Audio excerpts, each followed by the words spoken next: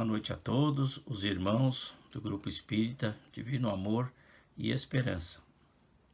Que a paz do nosso Mestre Jesus se derrame sobre cada um de nós, encarnados e desencarnados, bem como a todos os demais irmãos que vão nos acompanhar através do YouTube. Prazer estar novamente em contato convosco, queridos irmãos desta casa espírita tão querida. Gostaríamos de estar presencialmente, mas as condições no momento não permitem. Então vamos utilizando os recursos da informática para irmos nos encontrando, né? E vamos aproveitar hoje os momentos, breves momentos que temos para reflexão, né, em torno do tema que foi escolhido, né, cujo título é Bem-aventurados os que têm puro o coração, porque verão a Deus. Esse é o título geral, nós vamos nos ater na nossa fala, com referência das instruções dos Espíritos, ao item 20, né, cujo título é Bem-aventurados os que têm fechados os olhos.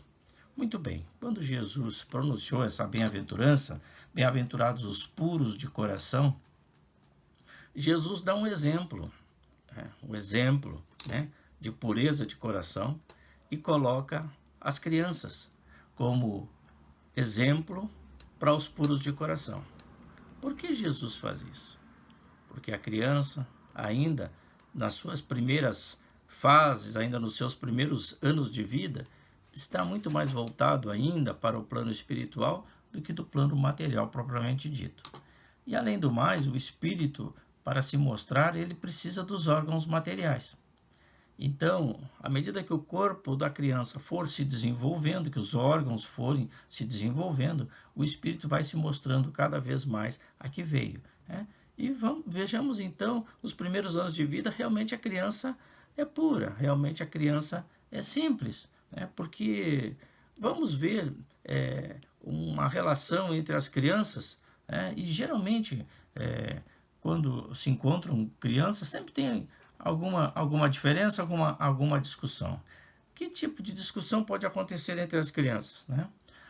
Um quer brincar de caminhãozinho, o outro quer brincar de jogar bola. Não dá certo, né? Tem que haver um consenso, né? E aí, se não há consenso, vai um para cada lado, né? E geralmente tem um que diz assim, não brinco mais contigo, né? E tá, pronto, né? A relação está desfeita, né? Mas nós que somos pais, estamos observando aquilo e sabemos, né, de antemão que aquilo ali não vai durar muito tempo. Mas aí dá um tempo, a gente vai lá ver como é que está a situação, como é que está, qual foi o resultado da desavença.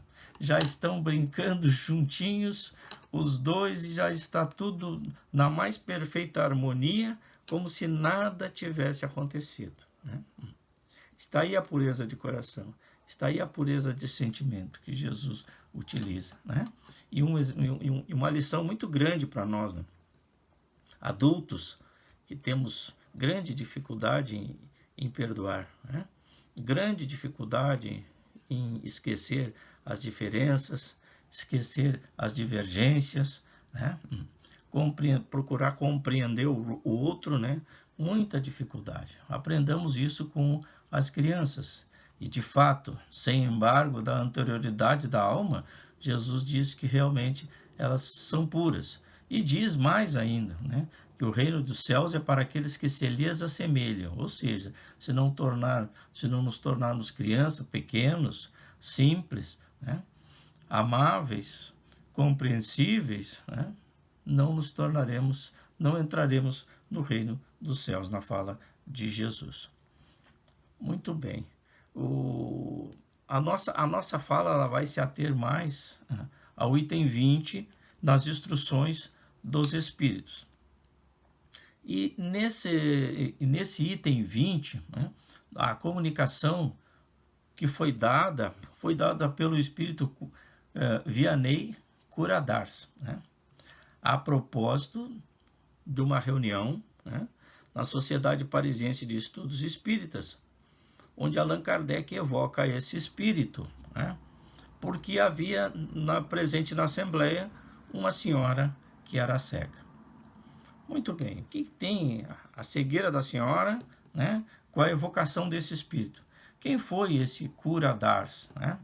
Quem foi essa pessoa? Nós vamos dar uma rápida passagem sobre a biografia para nós entendermos que espírito é esse, né? E entendermos por que a evocação dele, né? E por que a presença dessa senhora cega nessa reunião mediúnica na Sociedade Parisiense de Estudos Espíritas. Muito bem. Então, Kardec evoca então o espírito cura d'Ars, né? Para que ele possa trazer algumas palavras, algumas orientações para essa senhora, né? Quem foi esse cura d'Ars, né? A princípio, o nome completo dele é Jean-Marie Baptiste Vianney, né? Ele nasceu em 8 de maio de 1786, numa aldeia, uma aldeia mesmo, né? Dardeville, né? Distava a 10 quilômetros da cidade de Lyon, onde nasceu, né, o nosso mestre Allan Kardec, né? E também distava da cidade de Paris, né? Desde os 4 anos, o Vianney, né, ele queria estudar e ele queria ser padre. Ele tinha muita inclinação para o sacerdócio, né? Mas o vilarejo que ele morava nem tinha escola, de tal forma que ele só foi se alfabetizar na adolescência, né? Aí nos seus 13, 14 anos, por aí, né? Foi que abriram uma escola no seu município, lá naquele vilarejo dele, e aí ele pôde estudar, ele pôde aprender a ler, a escrever, a contar, né? E a falar francês, porque na aldeia onde ele morava utilizavam um dialeto regional, né? Se ele fosse se comunicar com alguém que falasse francês, ele não teria condições. Então ele estudou durante 2 invernos nesta escola. Por que 2 invernos? Porque no inverno não há semeadura, digamos assim, né? E ele nasceu de uma família pobre, né? Ele era o 4º filho, né, de uma prole de 7 irmãos, eram 7 irmãos com ele, né? Ele era o quarto filho, né? Então, naquela época havia a necessidade de muitos filhos até para ter braço para trabalhar na lavoura, né? Então abriu a escola e ele pôde estudar 2 invernos apenas, né? Vejamos que foi pouco tempo, né, para ele poder se alfabetizar. Então, foi deficiente para ele, né? Ele falava o francês ainda com muita dificuldade, né? Mas nessa escola ele conheceu o padre Fournier, né? E esse padre Fournier foi interessante porque, sabendo da vontade dele, incentivou ele, né, a seguir para o seminário e estudar, né? E isso de fato aconteceu, mas a muita custa, porque o pai dele não aceitava que ele fosse estudar. O pai dele queria que ele trabalhasse na lavoura, né? É para isso que ele, né, a função dele seria essa, enquanto o pai dele achava que ele tinha que trabalhar e que não precisava estudar, que isso não era tão interessante. Mas ele sempre foi muito voltado para o estudo, sempre quis estudar muito, né? Então, em 1806, com 20 anos, ele seguiu para a cidade de École, né, na casa de um tio. Ele foi morar com um tio, né? E esse tio, já com uma outra formação, já entendeu que deveria investir no sobrinho, né?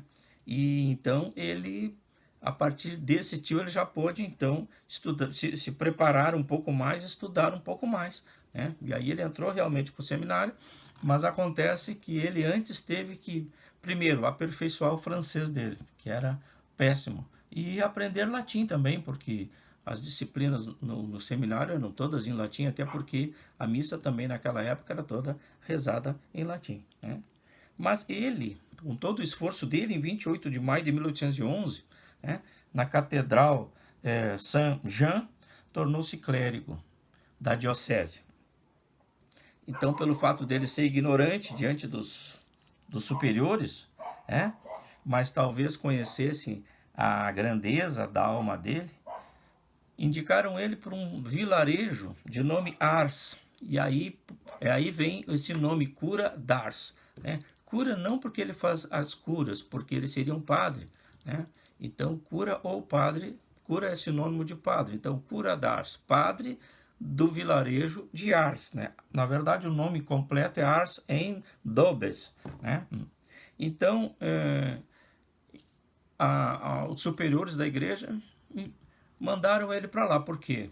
Porque consideravam ele um ignorante. Primeiro que ele falava um francês que ainda não estava muito bom de entender, né? E tinha uma série de dificuldades, né? Devido à formação dele, um tanto quanto prejudicada em função da sua vida, de uma forma geral, né? Mas ele, quando chegou nesse vilarejo de Ars, né? Numa carroça levando alguns móveis e alguns utensílios domésticos, né? Uma pobreza total, né? Mas o que ele tinha realmente de valioso e que era numeroso era a biblioteca dele. 300 volumes ele levava, né? Muito afeto à leitura, ao estudo, com certeza, né? Então ele chegou em Ars, né? E manteve aquela vida de austeridade, né? A refeição dele ele mesmo fazia, imagine, né? E o que ele comia era batatas, né? Que era secada ao vento, né? Ou então um tipo de bolo que era mata-fome, que era uma farinha de trigo escura. Aquilo ele gostava. E água, né? A alimentação dele era mais ou menos isso, né? Quando davam um pão branco para ele trocava, né? Ele comia o pão preto e o pão branco ele dividia com os pobres ali da aldeia, né? Muito preocupado com a questão da pobreza, da dificuldade, né? Ele se dedicou de corpo e alma àquele pessoal daquela localidade, né? Dormia apenas 2 horas por dia, né? E a sua vida era dedicada a atender, né, os pobres, né? E nesses atendimentos ele fez muitas curas, né? Operou muitas curas, né? O que fez com que aumentasse o número de pessoas à procura dele, né? Então, muitos queriam conhecer o padre Vianney, né? E verdadeiras romarias se dirigiram para esse vilarejo para poder entrar em contato com ele, principalmente confessar-se com ele, né? Então, ele passou a ser uma pessoa super importante dentro daquele vilarejo, né?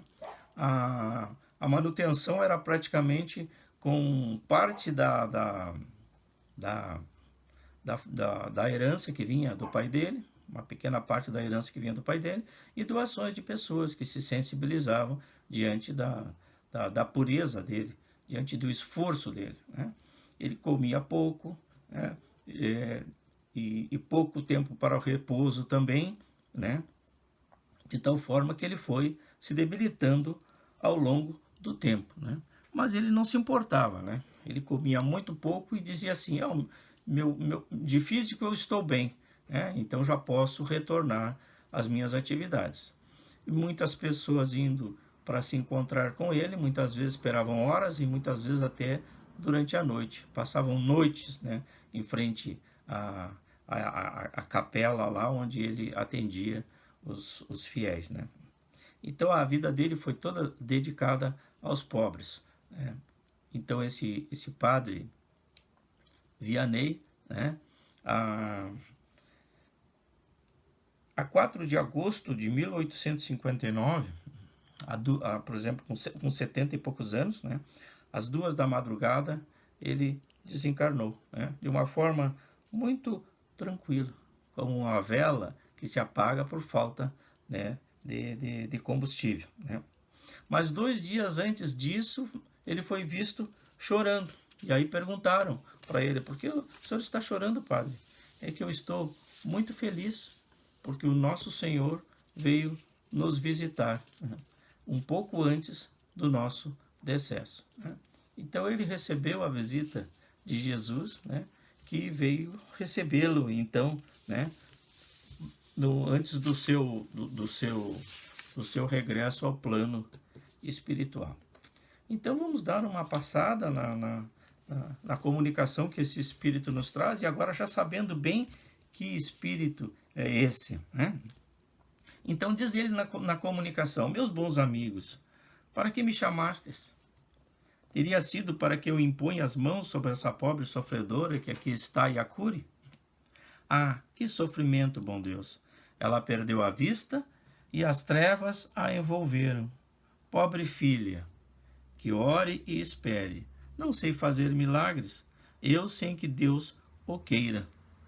Todas as curas que tenho podido obter e que vos foram assinaladas, não as atribuais senão a mim, mas àquele que é o Senhor dos mundos. Nas vossas aflições, volveis sempre para o céu o olhar, dizendo do fundo do coração: meu Pai, cura-me primeiro, mas faze que minha alma enferma se cure antes do meu corpo. E aqui uma verdadeira realidade. Não há cura do corpo sem a cura da alma. Todas as doenças, elas se refletem no corpo, mas elas começam no espírito. Então não tem cura do corpo sem que cure a alma. Se curar o corpo e não curar a alma, a doença volta. Porque a doença está sempre a alma, né? E sempre com relação aos nossos pensamentos. Se os nossos pensamentos são de amor, são de bondade, nós teremos saúde, o nosso sistema imunológico vai estar muito bem equipado, né? Muito bem estruturado, né? Para enfrentar toda a adversidade que possa adentrar no nosso organismo. Mas se a nossa mente for desequilibrada, for desarmonizada, nós vamos desarranjar, né, o nosso corpo perispiritual e o nosso corpo fisiológico, né? Então, realmente, meu Deus, faça que primeiro eu cure o meu espírito, cure a minha alma, né? Porque são daí as mazelas que vêm, né, e que poderão me causar doenças, né? Que a minha carne seja castigada, se necessário, para que minha alma se eleve ao teu seio, com a brancura que possuía quando a criastes. Após essa prece, meus amigos, que o bom Deus ouvirá sempre, dadas vos serão a força e a coragem. E é isso que nós devemos esperar quando fazemos a prece. A força, a coragem e a resignação para enfrentar as dificuldades que encontramos pelo caminho, né? Não basta só fazer a prece e esperar, né, que caia do céu, né? Temos que fazer a nossa parte, né? Contudo, uma vez que aqui me acho numa assembleia onde principalmente se trata de estudos, dir-vos-eis que os privados da vista deveriam considerar-se os bem-aventurados da expiação. Jesus vai dizer, se a vossa vista é motivo de escândalo, arrancai-a. É uma figura de linguagem, né, que Jesus utilizava, porque ele não podia utilizar uma linguagem mais aprimorada, né? Nós ainda não estávamos ainda lapidados para compreender uma linguagem mais pura. Então, se a tua vista é motivo de escândalo, arranca. Não é isso, né? Não precisa arrancar a vista, né? Se tu fazes mau uso da faculdade que Deus te deu, da visão, né, procura transmutar esse comportamento e utilizar a tua visão para ver o bem, e não para enxergar o bem e distorcer para o mal. Aí você está fazendo mau uso da faculdade que Deus lhe colocou. Então não precisa arrancar a vista, né? Mas muda o teu comportamento, né? Então é isso que se faz necessário, né?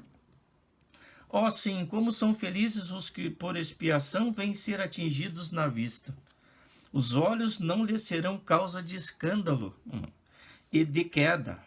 Podem viver inteiramente da vida das almas. Podem ver mais do que vós que tendes límpida a visão, né? Que visão seria essa, né? A cegueira do corpo tendo uma visão mais límpida, né? Quando Deus me permite descerrar as pálpebras a alguns desses pobres sofredores e lhes restituir a luz, digo a mim mesmo: alma querida, por que não conheces todas as delícias do Espírito que vive de contemplação e de amor? Não pedirias então que se te concedesse ver imagens menos puras e menos suaves do que as que te é dado entrever na tua cegueira? Aqui ele faz um jogo de palavras, né? Que a cegueira que a visão do corpo, né? É um anjo tenebroso que pode te levar à queda, ao passo que, né, tendo a cegueira do corpo, mas a visão da alma, tu vai ver figuras, planos muito mais luminosos, né? Ó bem-aventurado o cego que quer viver com Deus. Mais ditoso do que vós que aqui estáis, ele sente a felicidade, toca e vê as almas e pode alçar-se com elas às esferas espirituais que nem mesmo os predestinados da terra logram divisar. Então ele explica bem direitinho: abertos os olhos, estão sempre prontos a causar a falência da alma, ao passo que fechados estão prontos sempre, ao contrário, a fazê-la subir para Deus. O que nós queremos? Subir para Deus. Crede-me, bons e caros amigos, a cegueira dos olhos é muitas vezes a verdadeira luz do coração, ao passo que a vista é com frequência, né, o anjo tenebroso que conduz à morte. Aqui ele explica, né? Agora algumas palavras dirigidas à minha irmã pobre, sofredora, que aqui se encontra. Espera e tem ânimo. Se eu te dissesse, minha filha, teus olhos vão abrir-se, quão jubilosa te sentirias? Mas quem sabe se esse júbilo não ocasionaria a tua perda? Às vezes a gente quer mudar a natureza das coisas, né? Muitas vezes nós reencarnamos com uma doença e buscamos todos os recursos, e está correto, devemos buscar todos os recursos possíveis e imagináveis, né, para a cura daquela doença. Mas aquela doença, ela está ali não como uma doença, mas como uma cura, porque ela nos impede de fazer algo, né, que nos prejudicaria. Então a doença muitas vezes é uma forma de cura, né, e não de doença, né? E assim que nós temos que enxergar, né? Desculpa. Confia no bom Deus que fez a aventura e permite a tristeza. Farei tudo que me for consentido a teu favor, mas a teu turno, ora, e ainda mais pensa em tudo quanto acabo de te dizer, né? Se somos privados de alguma coisa, é porque alguma coisa tem a ver, né, conosco, né? Antes que me vá, recebei todos vós que aqui vos achais reunidos a minha bênção. Assina Vianney Curadars, Paris, 1863. E Allan Kardec, muito judiciosamente, no item 21, vai acrescentar uma nota, né, que será de grande esclarecimento para todos nós.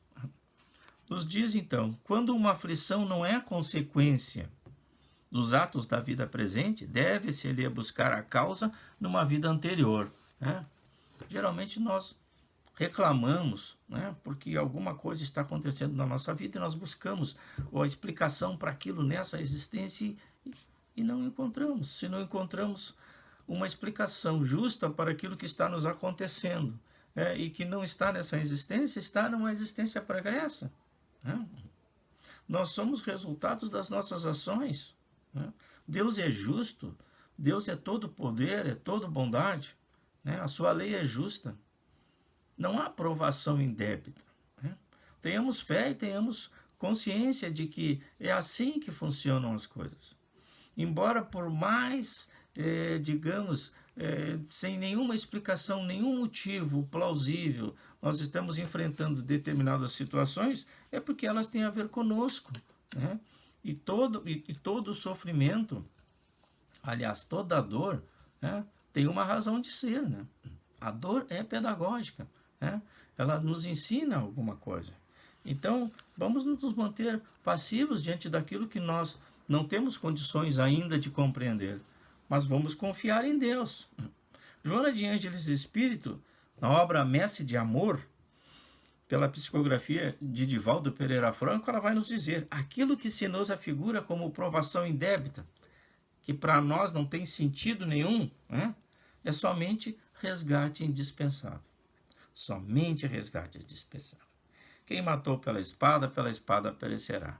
Ou seja, nós vamos sempre estar passando por situações, enfrentando situações que têm a ver conosco mesmo. É a oportunidade que Deus nos dá de, através da reencarnação, podemos resgatar as nossas faltas, para nos redimirmos diante da nossa própria consciência. Nós não precisamos provar nada para ninguém, né? Nós precisamos estar em paz com a nossa consciência. Se, portanto, alguém sofre o tormento da perda da vista, há um motivo, né? Aí nos diz Kardec que a vista lhe foi causa de queda em existência pregressa. Ele vem privado para aprender a fazer o bom uso. É possível que tenha ocasionado a perda da vista de outra pessoa, né? Pelo excesso de trabalho que ele tem imposto, pela falta de cuidados que deveria ter com a vista daquele e não teve, ou com a sua própria visão. Quantas pessoas não sabem valorizar o corpo que Deus lhes deu? Ou por maus tratos a outrem, né? Então tudo tem uma razão de ser. Nada está aí posto, né, por acaso. Tudo obedece a uma lei divina, uma lei de causalidade, de causa, não de casualidade, né? Então, confiemos em Deus, né? E nesses momentos que estamos vivendo agora do Natal, e um Natal bem atípico, né? Porque as autoridades nos pedem o distanciamento social e nós estamos vivendo um momento de Natal que é da aproximação, que é da aglomeração de toda a família, né? Pensemos, né, irmãos? Vamos pensar, né? O momento nos pede reflexão, né? Toda essa pandemia, toda essa situação atípica que estamos vivendo, precisamos nos reinventar, né? Fazer coisas diferentes. Que Deus nos abençoe, que Jesus nos ilumine, que tenhamos um Natal muito iluminado, com muita paz, com muito amor. Muito obrigado a todos e que Jesus nos abençoe e guarde.